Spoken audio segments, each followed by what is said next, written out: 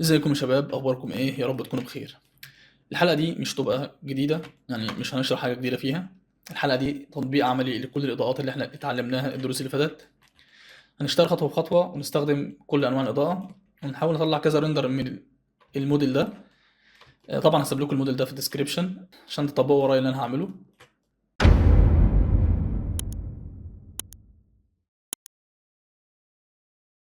طيب هنعمل شيفت ايه، لايت، لايت، نسحب الاضاءه لفوق وتعمل ار واي سالب 45، تلف معاك بزاويه 45 درجه. نمسك الإضاءة نسحبها ناحية في الإكس أكسس، احنا عايزين نجيبها ورا الموديل، لفها في الزد.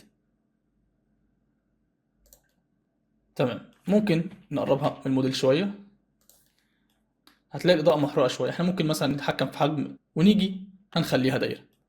طيب انت ممكن لما تيجي تنزل إضاءة تلاقي الشكل بتاع الموديل كده، هو مثلا تلاقي الإضاءة عالية، خليها مثلا 150، تلاقي الإضاءة عالية بالشكل ده. ليه؟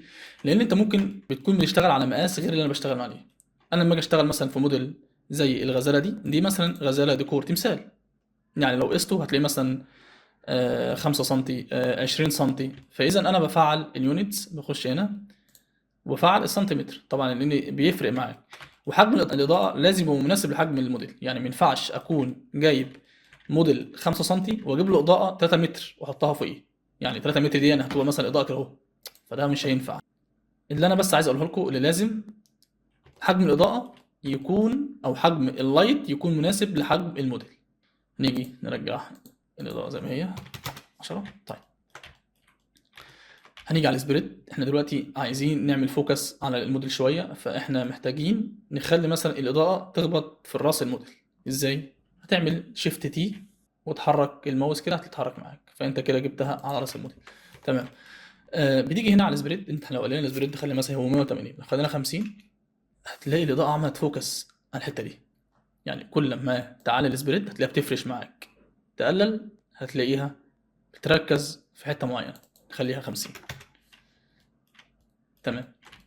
ايه اللي ممكن نعمله تاني؟ لو جيت قربت كده هتلاقي الاضاءه محروقه شويه، يعني احنا لو عملناها دلوقتي 15 هتلاقيها بقت زياده وبقت محروقه. ايه اللي ممكن نعمله فيها عشان نظبط الحته دي شويه؟ احنا ممكن نخش على اعدادات الريندر وننزل تحت خالص. اخر حاجه هتلاقي في حاجه اسمها كولر مانجمنت، انا مخليها اي جي اكس. احنا ممكن لو عملتها فيلمك هتلاقي الموضوع اختلف شويه.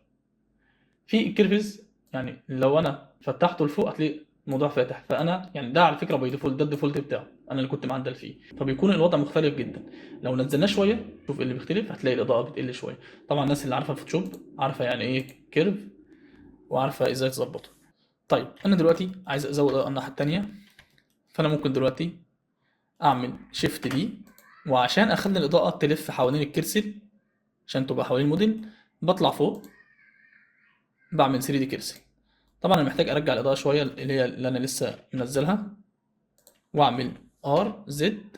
مجرد ما اعمل ار زد تلاقيها بتلف حوالين الموديل. طيب انا برضو عايزها تبص على الحته دي بالشيفت تي وخليها تبص ناحيه الراس. الموضوع اختلف معاك تماما. يعني بص المنظر بقى عامل ازاي. ايه تاني اللي بيغير شكل الاضاءه؟ هي نفس الاضاءه اهي، يعني احنا مش هنلعب في القيم دي خلاص، مش هنلعب فيه.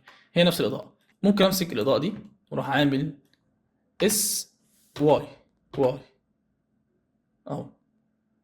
مجرد ما اعملها كده اهو الموضوع اختلف. ارجع تاني بص على الموديل هتلاقيه بيختلف. فانت حجم الاضاءه بيختلف وبيغير لك المشهد بالكامل. هنيجي هنا برضو نعمل اس وليكن في الزد، ثواني نرجع تاني هنعمل اس في الزد مثلا، نغير الحجم هتلاقيه برضو بيختلف معاك. لو جيت على السبريت وخليته 80، شفت اللي حصل تحت هنا؟ كنترول زد عشان نشوف الفرق، شفت اهو. فهنخليها كده.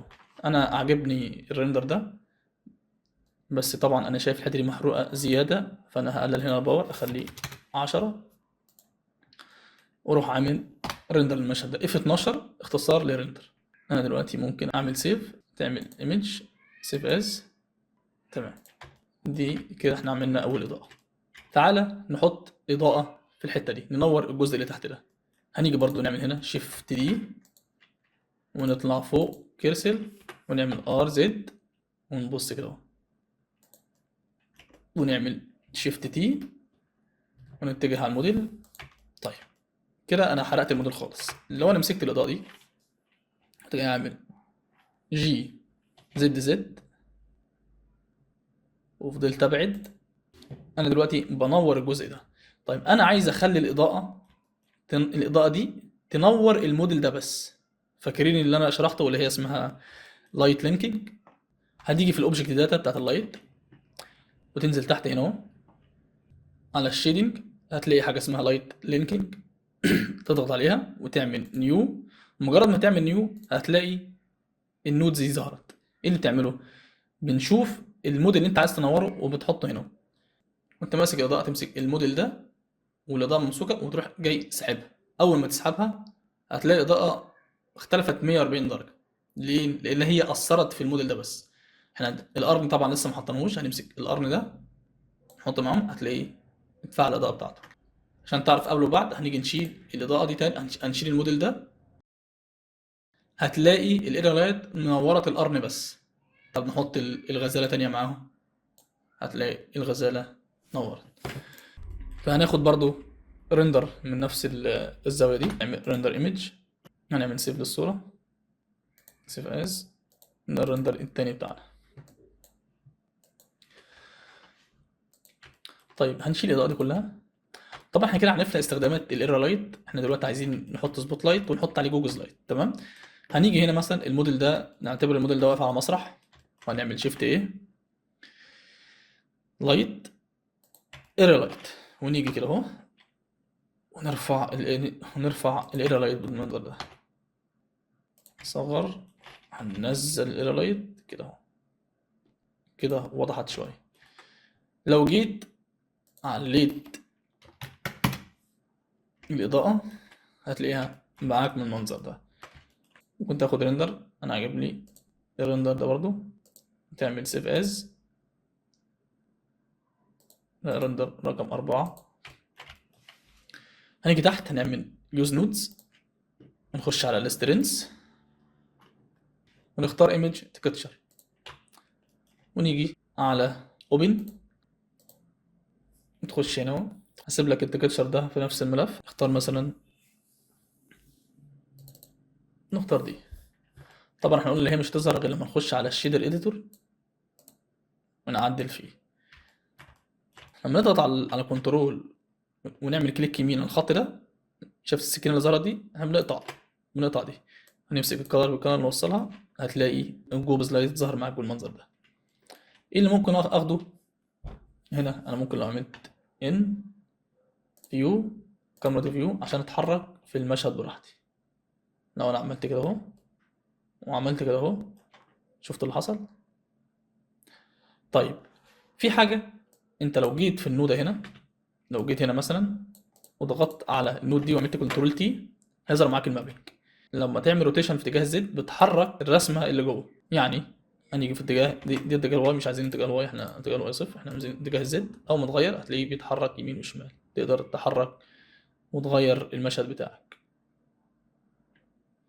كده. ماشي، احنا بس هنغير الاضاءه نفسها. ممكن نروح جاي عاملين جي زد ونطلعها فوق شويه ونمسك السترينس هنا، نعلي السترينس، وممكن ناخد الرندر ده بس هنلف شويه. ايوه عايز كده. تمام. انا شايف الاضاءه شارب شويه، ممكن على الراديوس.